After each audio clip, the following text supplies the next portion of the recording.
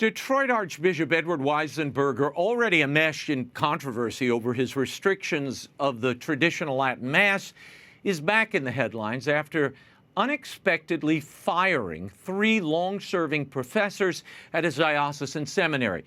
As yet, no statement has been issued by the Archdiocese to explain the dismissals of theology professors Ralph Martin, Eduardo Echeverria, and noted canonist Ed Peters. Here to weigh in is the retired professor of moral theology at the Sacred Heart Major Seminary in the Archdiocese of Detroit, Dr. Janet Smith. Janet, thank you for being here. As I mentioned, on July 23rd, Archbishop Weisenberger of Detroit sacked these 3 gentlemen from the seminary. Ralph Martin, of course, is the host of The Choices We Face on EWTN. He's appeared on the network for decades. Then last Friday, Dr. Ed Peters, the canon lawyer, the esteemed canon lawyer at the seminary, announced that he, too, had been terminated. Janet, your thoughts on this situation, and what did you think when you first heard the news? Oh, I did think it was a kind of a purge. These are 3, arguably 3 of the most distinguished seminary professors in the United States. And it's got to be intended to send a signal to the rest of the seminaries, which is that, no reason was given for any one of them, but it certainly isn't hard to figure it out. Every news report that talks about it goes right to the reality that all 3 of them have questioned Pope Francis in some way. And that seems to be a criminal offense, a capital offense. They do it, as I say, most reluctantly. They are not firebrand type people. They are not. No, not a bit. And they do so with, in their usual way, with great precision and delicacy. Yeah. And it's not a bit overblown or sensationalist. I say it's their responsibility. As leading thinkers, moral theologians at a seminary. That's important. They're teaching young men who themselves have questions. Their parishioners are going to have questions. What does the church teach? The Holy Father says this, the Catechism says that. They have to say something. Yeah. Well, as you mentioned, all 3 of these men, they have raised questions about Pope Francis in the past for what they described as theologically ambiguous or even misleading public statements.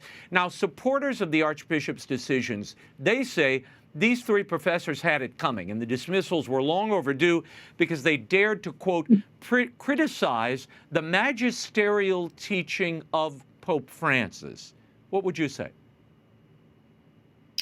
Well, I would say in any other pontificate, they would be called upon to adjudicate any such dispute. That's the kind of men they are. If there's a question about what the church's teaching is on capital punishment, it would not be surprising, particularly with Ed Peters, that you go to this person, you say him, and say, does this line up with church teaching? These are the men that would be called upon at any point to give imprimaturs for any books that are published. They were hired at the seminary precisely to do the kind of work they are doing. Detroit Seminary does not have a great reputation long term. In the last couple decades, yes. But they were hired precisely to return Sacred Heart to fidelity. Their fidelity and their prominence, their expertise has been recognized in many ways. Ed Peters is the first layperson, the first American layperson to be appointed to the Apostolic Signatura, which is it's like the Supreme Court in the church in respect to canon law. You can't go any higher. All right. Ed Peters was appointed for that and served at that. Ralph Martin has been on the Pontifical Council for the New Evangelization. Right, and Echeverria has been on countless commissions of mostly of voluntary kinds, but he's a very expert ecumenist. All right, and these are precisely the areas that the church is most interested in having scholars attend to. If they find ambiguities in the Holy Father, they're there. Yeah, Dr. Smith, I thought the synodal church was all about asking questions, but I guess one's forbidden to ask why this was licit and moral for decades and normal, even for centuries, and it's now illegal or forbidden. I mean, I guess academic inquiry, conversation, synodality is out in Detroit. Oh, it certainly seems to be the case, and it doesn't seem to be the case that there was any conversation with the board or with the bishops of Michigan, even any inquiry among the faculty or the students. Did we find it disturbing what they're doing? These men are extremely brave, and they do what they do in the service of the church. This is not any promotion of their ego or clickbait, because they don't have that in their lives. They are trying to help people understand the church's teaching. One would hope that in a certain sense, men with their pedigrees, with their recognition by the church for their expertise and fidelity, that they'd be untouchable. This is meant to send a signal to all seminary professors across the United States that do not, they aren't dissenters by any stretch of the imagination. They are simply trying to press for clarity on these issues, which people need. Yeah, Dr. Smith, I mean, as you rightly say, none of these men are flamethrowers or, questioning that Pope Francis was the Pope or not. I mean, these were not inflammatory types. These are scholars who, by and large, were simply saying, wait a minute, does this comport with everything we've been taught, not only through the popes in our lifetimes, but those who preceded them? Now, those are legitimate questions. The Pope has to line up with the magisterium of the church, not the other way around. And I think that was the overarching message here that some find threatening, I guess. But Weisenberger was just installed, the new Archbishop of Detroit, in March. Previous to that, he served as the Bishop of Tucson, Arizona, for a little over 7 years. What do we know of his style and ministry in Arizona? Do you know anything about that tenure? Well, some people are telling me that he fired a lot of people, and he fired a lot of lay people. He has a very openness to LGBTQ issues in ways that seem to be in conflict with church teaching has been. And so, I mean, you mentioned that, I've said this on other interviews, but all of these men had to take an oath of fidelity. And in their oath of fidelity, it said that they were supposed to be in harmony with the local bishop, but it also says, of course, that they have to take a pledge to defend the deposit of the faith. All right, defend the deposit of the faith. Now, a couple years ago, long before Strickland was removed, but when he was starting to be controversial, we talked, and he showed me what he needed to pledge and what he did pledge when he became bishop, which was to support the Holy Father and to defend the deposit of the faith. And he said to me, what am I supposed to do if these are in conflict? And, we talked about it, and I said, well, my understanding is the reason that the Catholic Church has a pope is to defend the deposit of the faith. And so the Pope is in service of the deposit of the faith. So you say, what's my priority? You say it's really one and the same. You're supporting the Pope, the papacy, the office of the Holy Father, if you ask for clarity about anything that he has said that seems to be in conflict with the deposit of the faith. Yeah, Janet, I guess a bishop can summarily dismiss whomever he chooses without the courtesy of an explanation, which was not furnished in this case. But my question is, why are there non-disclosure agreements in force among seminary faculty? Well, I mean, we're hearing that some, if not all of these men, are considering possibly undertaking a legal response. First of all, your thought on the non-disclosure agreements.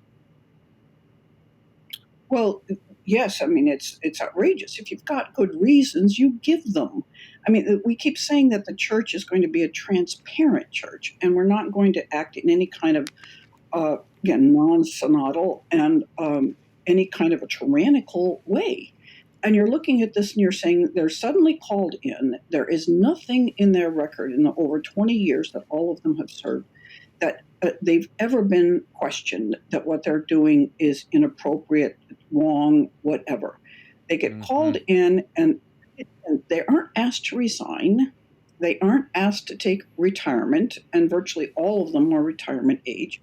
No, they're told like a Donald Trump show, you're fired. It's just like there's no respect for the dignity and service. I mean, if this were like, the U.S. government, they should be receiving a congressional or presidential medal of honor for the service that they've done. Now, you said reasons don't need to be given, but actually in the faculty handbook, it says the dismissal must be delivered in written form with reasons for dismissal given. Neither one of those were done. So if they're considering an appeal, they have grounds for an appeal.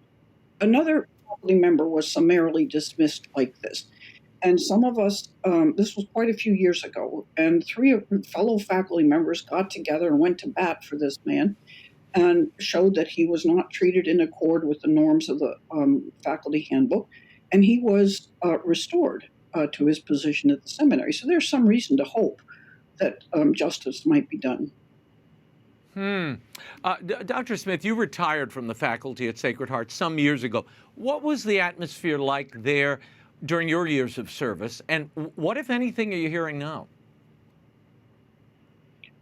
Well, let me answer the second one first. I mean, the faculty are incredibly demoralized and frightened. I mean, that's the purpose of this kind of an act. Right. They are all concerned that they're next, and if they have said or are about to say anything that's remotely critical of Pope Francis, they are next. And the interesting thing to me is that several have already been approached about taking employment at other universities and even seminaries. These are the people who weren't fired, all right, saying we too have a suspicion that you're going to be next or may be on the list somewhere. We know how talented you are. We'd love to have you at our university. The students are totally perplexed.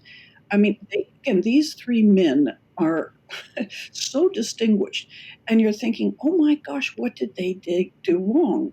Now, my view for some time has been that seminaries are repressive places from the start for these poor young men that come in, and they're basically told to stay in your lane, keep your head down, don't rock the boat, don't challenge anything.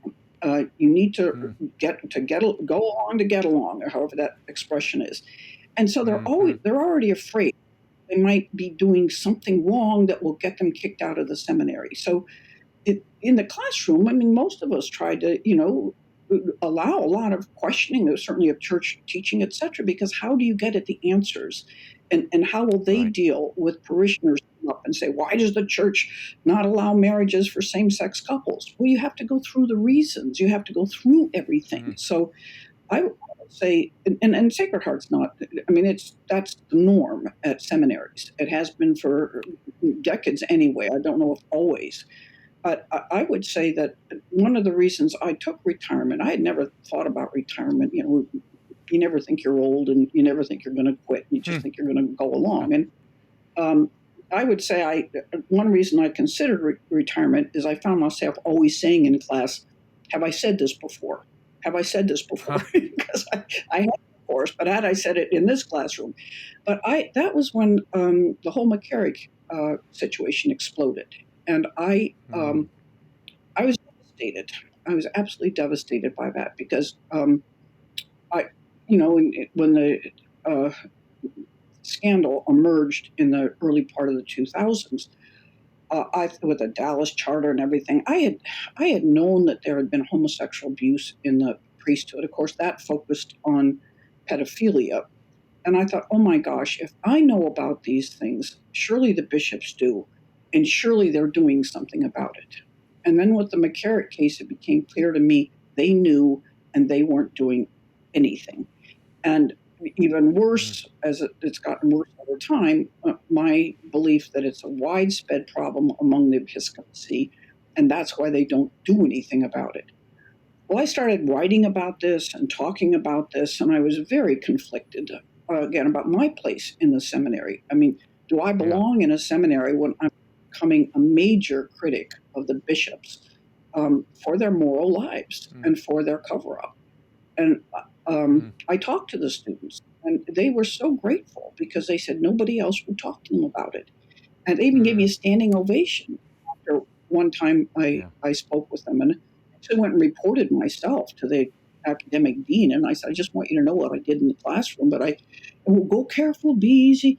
I said, these guys, they're men. They're not children. They follow things on the internet. They need people to help straighten out what's going on. But at any rate, it became too conflicted for me. I was ready for retirement, that's for sure. But it was just another reason to move on. Yeah. To buy myself freedom. I want to move on. I want to move on to something else. We all heard the horrifying news this week about the recent massacre of Catholics at that church in the Democratic Republic of Congo, near the border of Uganda. Now, I know you're very involved in outreach to Uganda in support of the seminarians and priestly formation there. I'm going to get into the geopolitics of all of this with Dr. Ferris later. But there's a growing number of Catholics and Christians in Africa, Dr. Smith. But these Islamist attacks on Christians continue to rise. What's the greatest challenge facing the church in Africa, in your opinion? Well, certainly that. I mean, you look at Nigeria and elsewhere, it's just this incredible disappearance of priests and killing of priests. But I have to say, Uganda was, I spent 3 weeks there 2 years ago, speaking to in 5 seminaries, actually 6, to about 1,750 seminarians. It was incredible. The Ugandans understand their martyrdom more as a witness to their faith. But I read a book about the martyrs, and I was just astounded.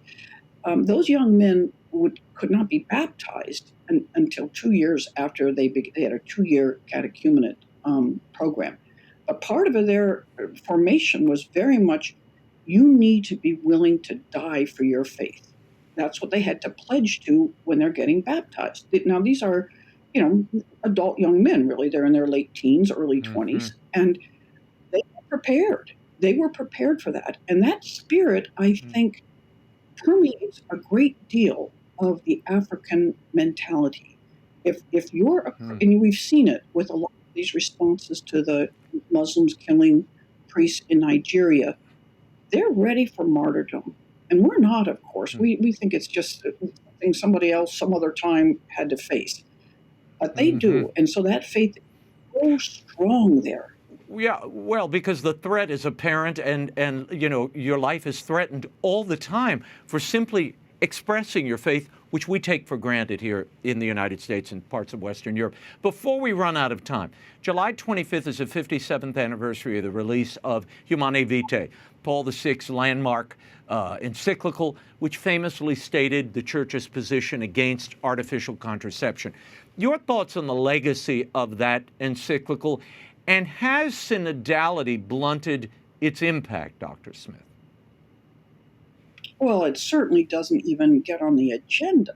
I mean, it's the church, the hierarchy still seems to think that eventually the church will change its teaching, or at least there's just no way to convince the Catholic faithful to follow this teaching. And we just might as well kind of ignore it, in which they've done. What's pleased me is that it seems I've very much curtailed my speaking on that issue because I'm so involved in working with victims of the sex abuse crisis. But I don't feel that so many people seem to have taken up the cudgel. There are just many young women who are out there speaking about this, promoting it. It's no longer one or two voices. It's gotten to be, there really is a kind of a movement. And especially with it goes right along with the growth of the TLM. People who attend the Latin Mass, 99% accept the Church's teaching on contraception. And again, you go to these masses and they're just packed with young people having large families. And For Yeah. them, it's just, it is a kind of martyrdom, of course, in our culture. Nobody thinks you can do it. There's not enough money. Nobody thinks you can do it because it's so demanding on you. It requires so much self-sacrifice to be the parent of a large family, almost as much as it does, and maybe more so than joining a religious order. So nobody makes your meals for you. So let's put it that way. And you've got, and so it's nobody takes care of your car, et cetera, et cetera. So That's um, true. I yeah, so I'm really pleased, and there's more and more data out there. I mean, when I started speaking on this in the uh, early '90s, and then in the mid late '90s, all this information about the impact of the hormones on a woman's system in every respect, it just kept burgeoning, and nobody seemed to know about it. And now Yeah. it's become highly known. Women are Yeah. wary of the pill, so it's a beautiful thing. Dr. Janet Smith, we will leave it there. Thank you for the time and insight. And you can get more information on Janet Smith's website at janetsmith.org. Thank you. Thank you.